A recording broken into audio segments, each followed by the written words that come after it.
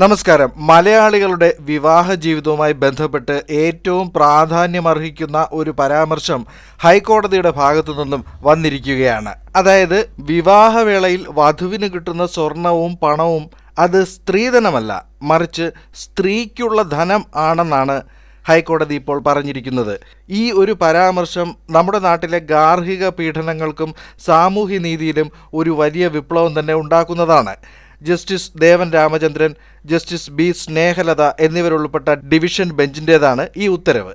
ഇതിന് പ്രധാനപ്പെട്ട കാരണമായി പറയുന്നത് വിവാഹവേളയിൽ വധുവിന് കിട്ടിയ സാധനങ്ങൾക്ക് ലിസ്റ്റോ രേഖയോ ഇല്ലാത്തതിനാൽ ഇത്തരം കേസുകളിൽ നീതി നിഷേധിക്കപ്പെടുകയാണ് എന്നതാണ്. കളമശ്ശേരി സ്വദേശി രശ്മി ഹൈക്കോടതിയിൽ നൽകിയ കേസിലാണ് കോടതി ഈ നിരീക്ഷണം നടത്തിയിരിക്കുന്നത്. തൻ്റെ വിവാഹബന്ധം വേർപിരിഞ്ഞ ശേഷം സ്വർണവും വീട്ടുസാമഗ്രികളും തിരികെ ആവശ്യപ്പെട്ടപ്പോൾ അത് നിരസിക്കപ്പെട്ടതിനെ തുടർന്നാണ് വിഷയം കോടതിയിലെത്തിയത്. ഹർജിക്കാരിക്ക് 59.5 പവൻ സ്വർണമോ അതിൻ്റെ വിപണി വിലയോ നൽകുവാൻ കോടതി ഭർത്താവിനോട് നിർദ്ദേശിക്കുകയും ചെയ്തു. വിവാഹവേളയിൽ സ്വർണവും പണവും സ്വകാര്യമായോ അനൗദ്യോഗികമായോ കൈമാറുന്നുണ്ട്. അതിന് രേഖകളൊന്നും ഉണ്ടാകാറില്ല. ഈ സാഹചര്യം മുതലാക്കി ഭർത്താവും ഭർത്തൃ വീട്ടുകാരും അത് കൈക്കലാക്കുകയാണ്. ഇതാണ് പൊതുവെ പല കേസുകളിലും കാണുന്നത്. ഇത്തരത്തിൽ വധുവിന് കിട്ടിയ സാധനങ്ങൾക്ക് ലിസ്റ്റോ രേഖയോ ഇല്ലാത്തതിനാൽ നീതി നിഷേധിക്കപ്പെടുകയാണ്. ഗാർഹിക പീഡനം, സ്ത്രീധന പീഡനം, വിവാഹമോചനം എന്നീ വിഷയങ്ങളിൽ ഇങ്ങനെ ലഭിച്ച സാധന സാമഗ്രികളുടെ ഉടമസ്ഥാവകാശം തെളിയിക്കുവാനുള്ള പ്രായോഗിക ബുദ്ധിമുട്ട് മനസ്സിലാക്കി കോടതികൾ നീതി നടപ്പിലാക്കണമെന്നാണ് ജസ്റ്റിസുമാർ ഉത്തരവിട്ടിരിക്കുന്നത്. സുരക്ഷ എന്ന പേരിൽ സ്വർണവും പണവും ഭർത്താവും ഭർത്തൃ വീട്ടുകാരും സൂക്ഷിക്കുന്ന ഒരു രീതിയുണ്ട്.